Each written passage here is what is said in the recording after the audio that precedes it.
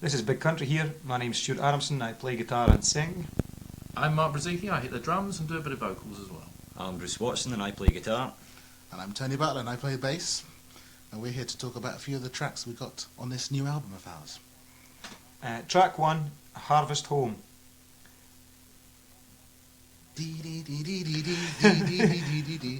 That's the musical piece there.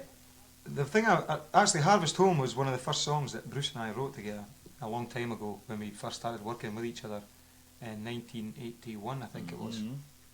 And we had a little Tascam Porta studio and a drum machine that played either a rumba or a cha-cha, and so we wrote Harvest Home to a cha-cha, I think. That's right. And that's really the way it came about. It's best you hear the song rather than watch the video, because the video is a little bit, well, you know, first video and all that, you see. Thinking back, it was actually a bossa nova beat, I think. Very Scottish indeed. Yeah, Scottish bossa nova. So that was Harvest Home anyway. Track 2, Peace in Our Time. Peace in Our Time always reminds me of the trip that we made to the Soviet Union, and at the time it was like really fraught and sort of kind of a lot of hype surrounding it, but now a lot of the things that stand out from it are kind of really funny, and like here was this weekend with all the kind of world's media gathered around and us just sort of wandering around all bewildered. But I think at that time it was obvious to us that there were big huge changes going to happen in the Soviet Union. You could tell just by listening to young kids talking in the streets and stuff that there was a whole bunch of frustration all bottled up and ready to burst free. That period was very interesting. Anyone else have any good memories of the Soviet Union? I remember you had a swamp room. I did have a swamp room, you're right. Yeah, I had the room in my hotel, when I went to bed at night it was dry, and then in the morning there was about an inch of water lying on the floor, so that was big fun. Peace in Our Time to me reminds me of Los Angeles, because that's where we recorded it. And I just remember the 4 months we spent out in LA doing this album. It's quite an international album, really. Yeah, produced by Peter Wolf. And then we went to Australia. And we went to Australia to do the video, so it took us the length and breadth on the side of the world. But Russian food wasn't your favourite, was it, Bruce? No. No, I preferred the American food. I'm glad you brought that up. And the subject on the Track 3 is Just a Shadow. Just a Shadow was one of the singles from the Steel Town album, and it's an album that was really it's a real hard album to listen to. The songs are very tough and a very dark subject matter, and Just a Shadow is really a kind of song about people who I saw going around at that time. It was a time in Britain especially where there was a lot of industrial strife going on and a lot of kind of social unrest, and Just a Shadow grew out of that, really. I remember the video being quite good for that one as well. Not so shallow. Well, we made a good video, you must be sure. I had a very famous Phil Daniels. Yes, Every album Phil tells Daniels. a different place. Stockholm, wasn't it? Steel Town was recorded in Stockholm, that's correct, yeah. At Abba's studio. Bicycles and drink. I tell you what I remember, the most thing I remember about Stockholm is about 4 o'clock in the morning leaving the studio after the recording session, and it was already daylight, and Mark, who'd been partaking of some beer or 12, jumped on his bike to cycle home, guttered, and Design fault in we bike, had these bikes where you had to pedal backwards to brake, and of course Mark leapt upon his bike when he was already running along the street, pedalled backwards and went hurtling over the handlebars right into the road. A camcorder moment. It was funny at the I time. have the scars to prove. I think that's why the album turned out like that, really. What, because Mark fell off his bike? Years later, we went back to Polar Studios, me and Bruce, and it was like a bad dream. We knocked on the door and said, "What do you want?" "We worked here once, so what? Go away." So that was our nostalgic revisit to Stockholm. Track 4 is 13 Valleys. 13 Valleys is another song from the Peace in Our Time album, and it's actually one of the tracks that I first started to do acoustically live. At the time of I think it was around the Peace in Our Time tour, we actually started doing a little acoustic section during the set, and that was always one of the songs that I chose to do, because the way I wrote it was written on acoustic guitars, an acoustic guitar rather. Can't really play 2 guitars at once. although it may sound like it at times. Unless you fell on one. Nigel Duffnell could do it. But he can play a 12-string. Which is like two guitars at once, only they're all tied up together. It's very confusing. Where's my potty? Oops. And so it's really well suited to being on this record in an acoustic version. The next track is The Storm, which we actually, track 5 rather, is The Storm. This song was recorded on the first album, The Crossing, and we actually recorded this song acoustically, and then for many years when we played it live on stage, we actually played it with electric guitars, and it was cool for us to go back and play it acoustically again. And I think the crowd really got a big surprise when we kind of dusted it off and brought it out to play acoustically. We had a whole backdrop that went with the song as well. That's right. We did, yes, that's Moving right. clouds and lightning. Lightning. What I bolts. liked about this version of the Storm, it works without EBOs, which everybody thought was one of the things that you used to do on guitar. Ah, but people used to think we used EBOs all the time, and we only used it on about 3 or 4 different tracks. But people used to think the guitar sound was the EBO. And it wasn't. It was us singing. It was actually us making Spike Milligan noises. So there's The Storm. Track 6 is Chance. Chance has been a song that's stuck with us right from day one. It's always been a kind of a focal point of our live set. And I think that it was good for us to be able to take it out of the kind of electric set and do an acoustic version of it and change the emphasis of the song and just sing it as the kind of misplaced love song that it is. It's also got an incredible hook. It has got a very good The hook. kids love to sing it. But mind you, the single version that we did of Chance was semi-acoustic anyway, wasn't it? The intro was acoustic. Well, it was a semi-acoustic. Yes, it was a semi-acoustic. It was Rather It's than only full half the acoustic. guitar. There's only half a guitar played on that. Yeah, that's true. Strings. The next track is track 8, What Are We Working For? Good what? question. Oh, exactly. Yeah, exactly. What are we working for? And And the I'll answer tell you. is cash. All you need is... What Are We Working For is a track from the Buffalo Skinners album, the last album last studio album rather, that we recorded, and was a song that I wrote about kind of the way that people are taught when they're growing up to know their place and to be fine, honest, upstanding citizens and to pay your taxes on time and to be kind of really subservient. And the actual truth of the matter is most of the people who are telling you to be like this are more corrupt than you could ever conceive of being. So I wrote a song called What Are We Working For, which was What Are We Working For rather, which was a sort of sarcastic look at that and kind of saying, well, what's the point in doing all these things when there are other people who would screw you up for any amount of money that they could get out of you. And basically that's what it's about. It's also a rocking good tune, isn't it, It's Mike? got some killer guitar work on it, Yeah. mate. And I'll tell you what, the bass sounds really good as well, mate. Lots of bottom, Lots of bottom, lots of oomph, and the drums really take along fairly. Yes, thank you, Tony Butler, for So that here it nice is photo. now.